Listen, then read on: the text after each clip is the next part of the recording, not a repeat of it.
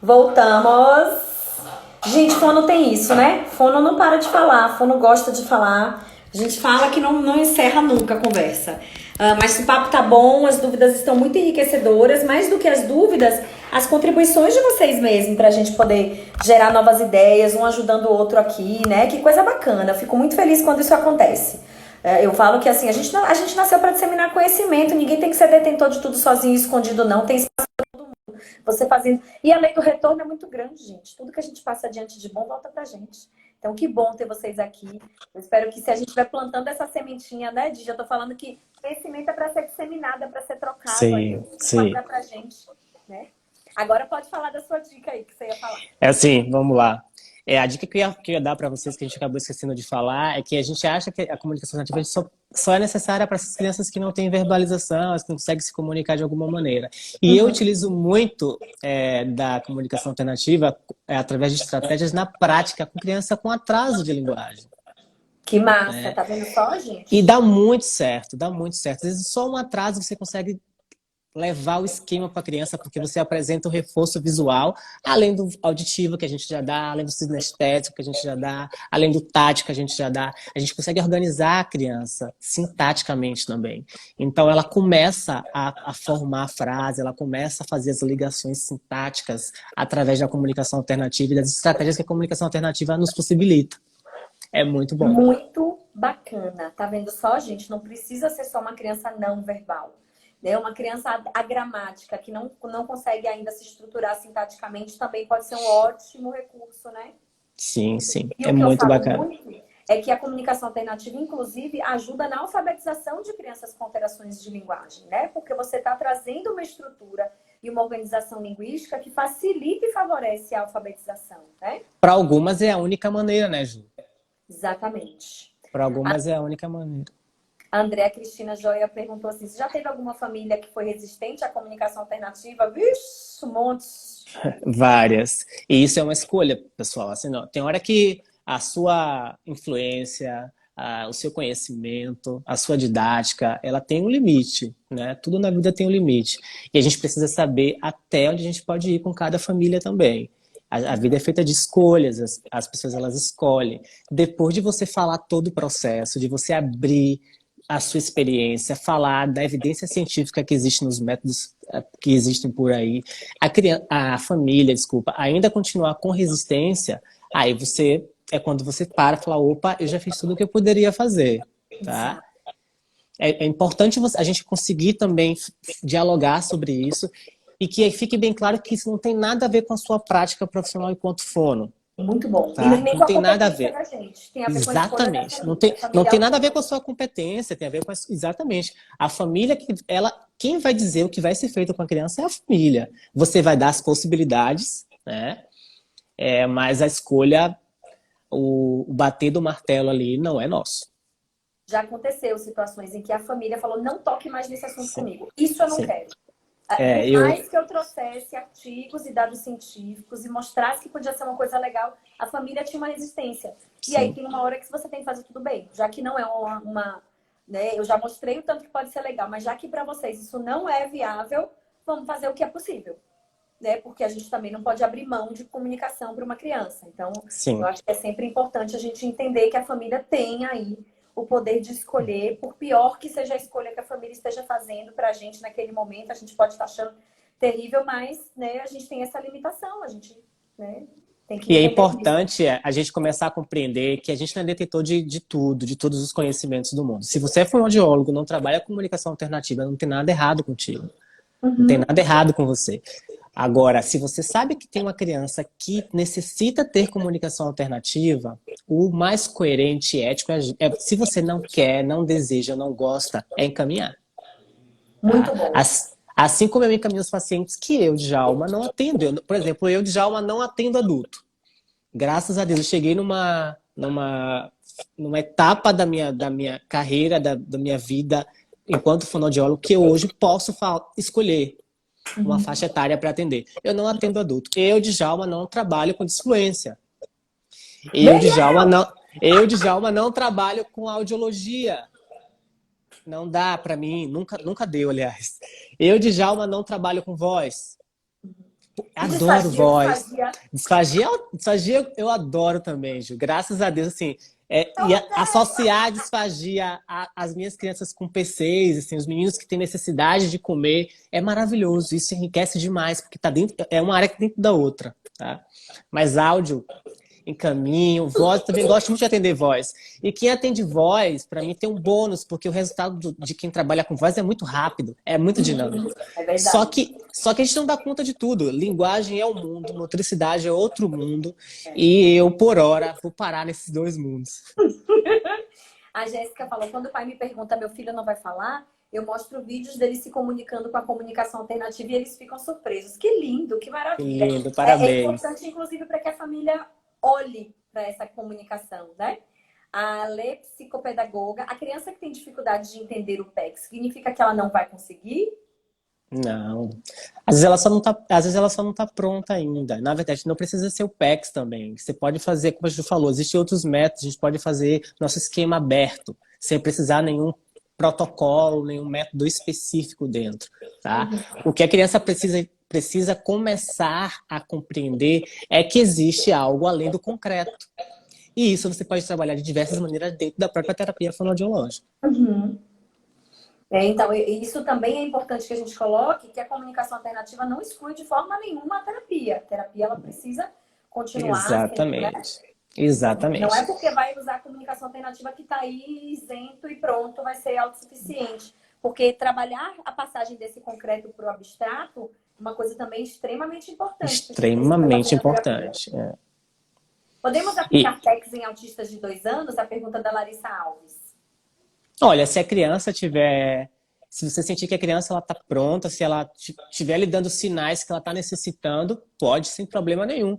E não só se ela não tiver oralização. Ela pode, inclusive, estar só com um atraso e você utilizar o método sem problema nenhum. Tudo depende da sua avaliação. Você vai fazer uma avaliação, vai ver que essa criança domina muito mais a compreensão do que a oralidade. Tem pacientes que eles são muito bons de compreensão, eles entendem tudo, tudo é com a cabecinha. Mas Aham. produz, então só fazer cabecinha assim, não gera, não amplia o repertório comunicativo de ninguém. Então, que maldade deixar uma criança dessa sem um sistema de comunicação alternativa, já que por Sim. qualquer motivo que seja, motor, neurológico, cognitivo, ela não dá conta do processo de fala, né? É importante que a gente entenda que a fala é apenas um recurso de A ser comunicação. utilizado, exatamente. Eu Então, tive criança, Ju, até que tinha autismo seletivo, e depois da comunicação alternativa ela começou a falar nos ambientes que ela não ó, que falava. maravilha. Mutismo seletivo é o tema da nossa live de quarta-feira. Eu vou estar aqui com a Ah, Renata Biscopo discutindo mutismo seletivo. não vou perder. Gente, me explica como é que eu falo o seu nome. Vai em XJE. Autista com 18 anos. É mais complicado ou ainda é possível e tem condições de se aplicar o PECs?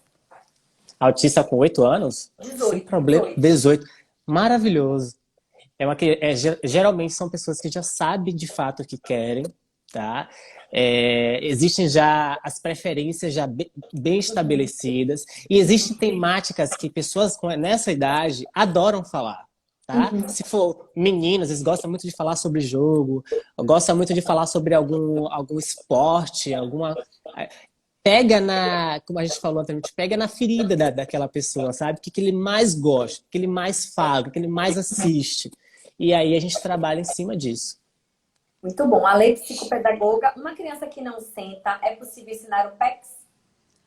Olha, é complicado. Não é impossível, mas é Mas tem complicado. um Porque plano treinado, quando ela fala mostrou. que não senta, eu compreendo que é uma criança que não para na sala. Ah, tá, eu entendi que ela não sentava por uma questão motora. Não, uma criança que não para. Aí é difícil. É difícil. É difícil. Mas Existem, aí, ó, existem outras habilidades para você trabalhar para essa criança começar a manter mais o turno na terapia. isso. O que eu sigo muito, dando uma dicasinha para vocês? Eu gosto muito dos conteúdos da Camila Gomes, que ela fala sobre as habilidades básicas de aprendizagem.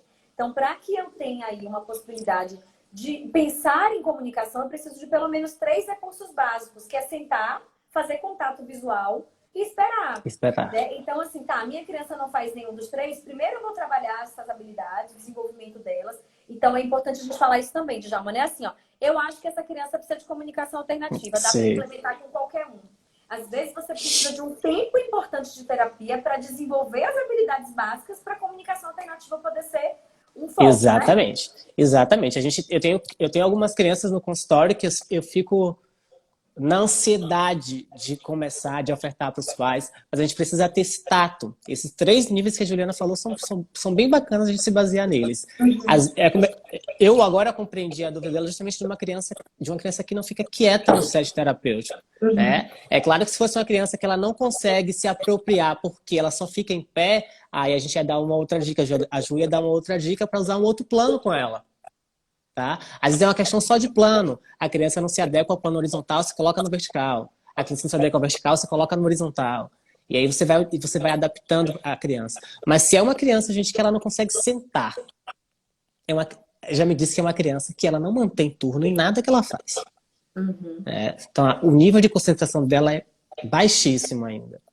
O nível de atenção também. A habilidade deve ser baixo também. Sim. Né? Então, às vezes é importante se trabalhar as habilidades antes, habilidades básicas, precursoras aí da comunicação alternativa, né? Não dá pra... Eu já tive momentos assim que eu falei assim, nossa, essa criança tinha tudo para ter comunicação alternativa, mas não senta, mas não para, não olha. Mas é inteligentíssima, não olha. Tem então, coisas que a gente precisa trabalhar que passou despercebido ali na gente, que tá lá atrás. Porque isso é uma questão comportamental também. Exato.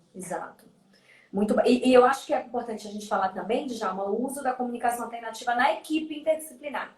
É só o fono que vai usar no consultório? Como é que faz? Pelo amor de Deus, eu falei isso até no início da live.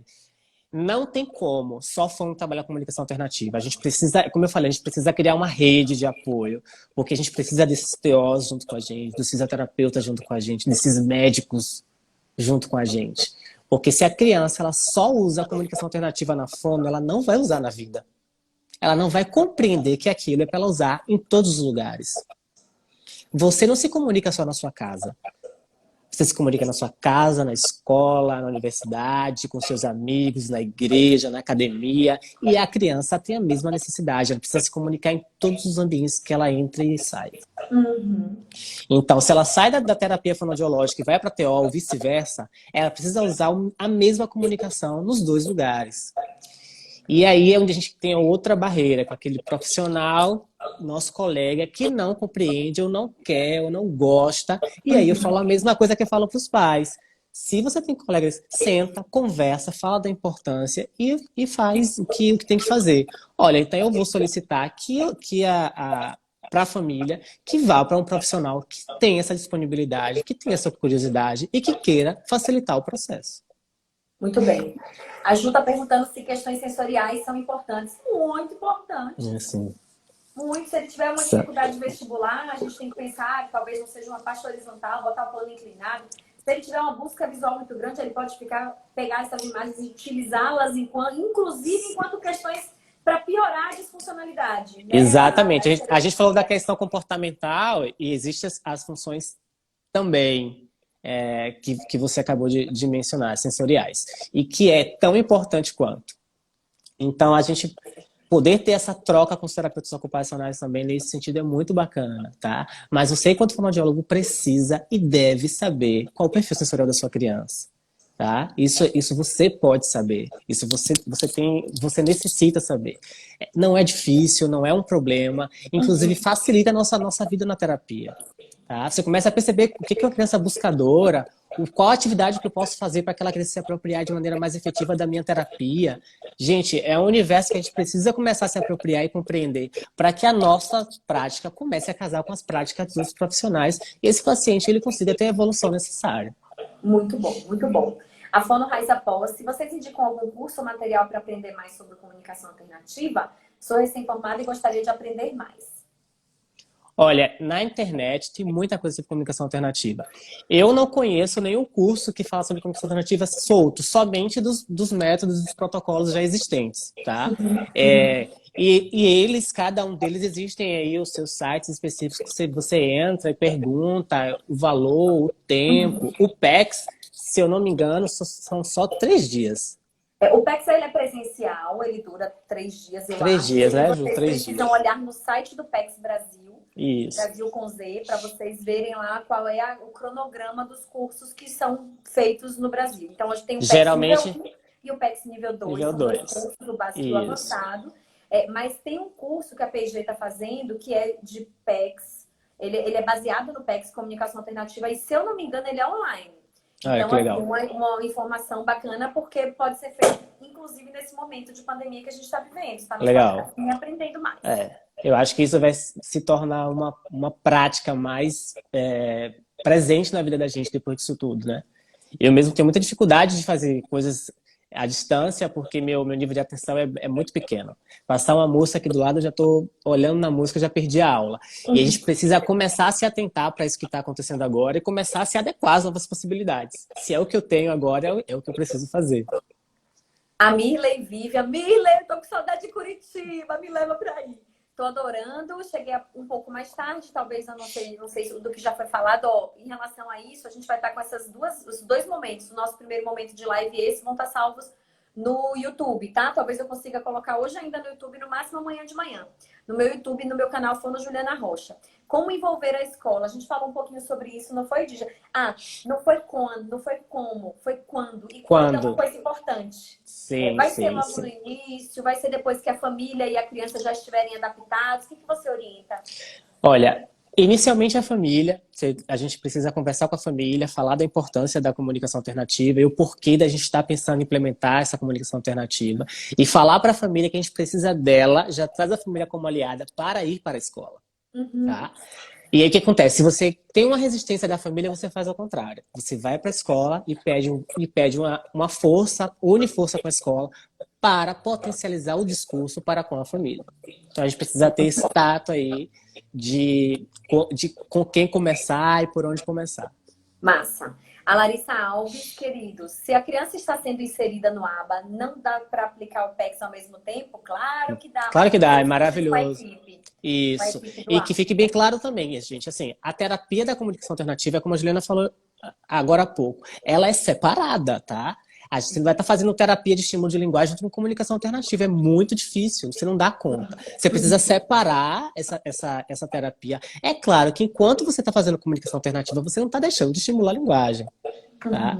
Mas o tempo que você está ali estimulando a criança para implementar o modelo, você não tá estimulando a linguagem dela, aquilo não faz parte da terapia de linguagem.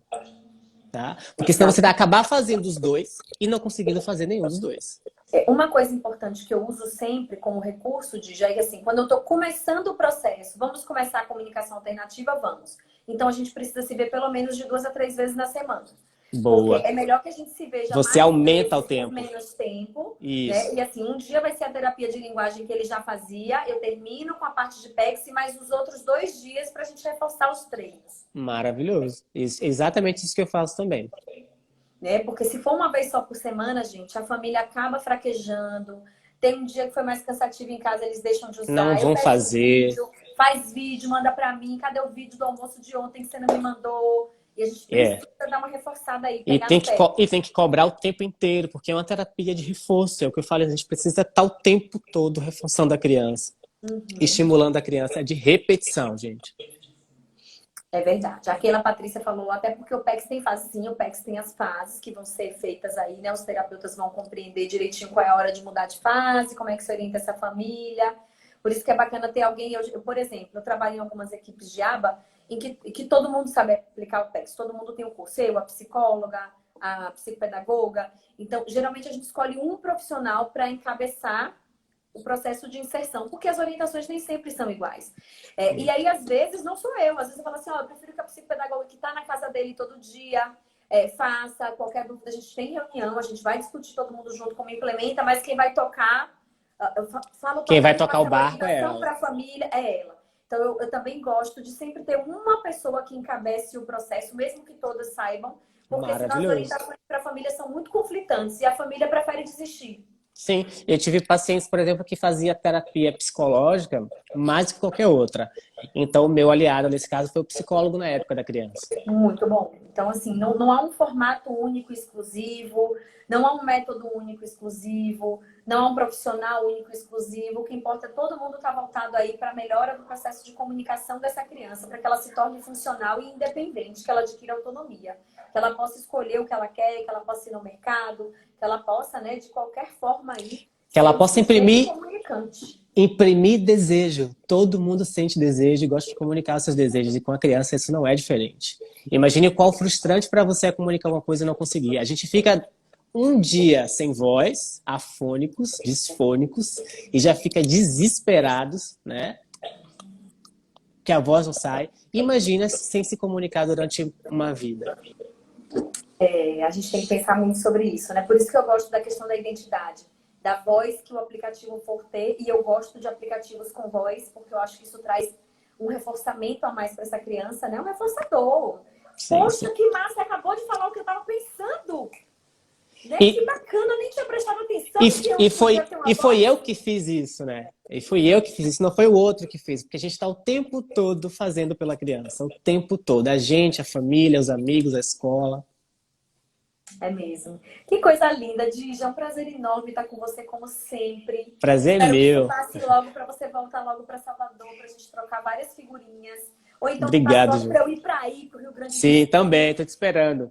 Eu Eu vou, quero meu amor. mandar, eu quero mandar um abraço pra galera aí de Salvador, o pessoal da Diga sim. Unijorge, tem um monte de amigo meu aí na live falando comigo. Gente, muito obrigado pelo carinho de vocês. Muito obrigado mesmo. É um prazer gigante poder trocar com vocês. Vivi, Vivi Marques, Eu um sou beijo muito enorme. feliz por isso. Que bacana. Tem gente do Brasil todo aqui, ó. Tem a sua turma de Curitiba aqui. Tem um monte de Que gente. legal. Manda um beijo Muito pro Brasil. obrigado. Muito obrigado. Fonos, TOs, psicólogos, neuros, a galera toda que tá junta, que se une.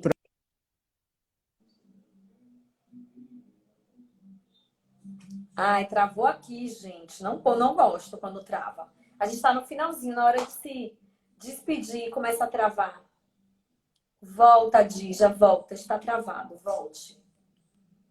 Eu não sei se foi ele que travou, se fui eu. Vou fazer assim, Dija. Faz um convite novo aí para se despedir direitinho. Aqui.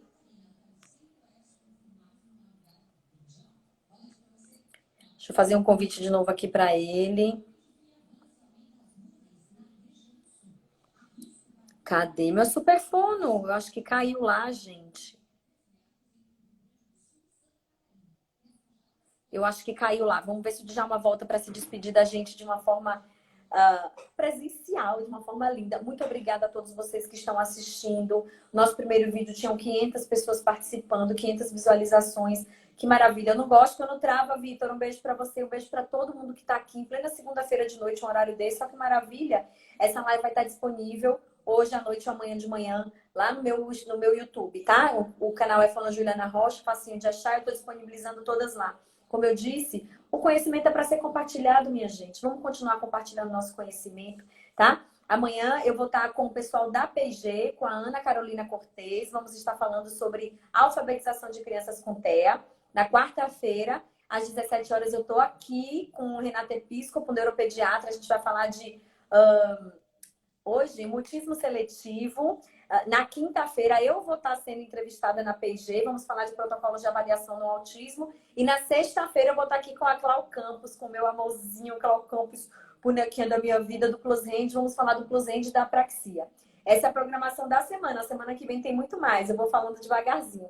Semana que vem a gente tem uma fofura do planeta. O Marcos vai estar comigo na segunda, Marcos Oliveira. Ele é doutor, professor da UFBA, tem um livro lindo e vamos falar sobre memórias, esquecimento e fonoaudiologia. Vamos falar sobre Alzheimer. Coisa linda, vai ser um bate-papo maravilhoso. Vai ter música e tudo. Vai ter música e tudo. O DJ, eu acho que ele... Ah, e sabe o que eu acho? A bateria dele estava para acabar. A bateria deve ter acabado. Mas, ó, muito obrigada por ter vocês aqui comigo. Foi um prazer enorme, ó. Beijos e queijos. E até amanhã. Eu vejo vocês essa semana ainda, viu? Tchau, tchau.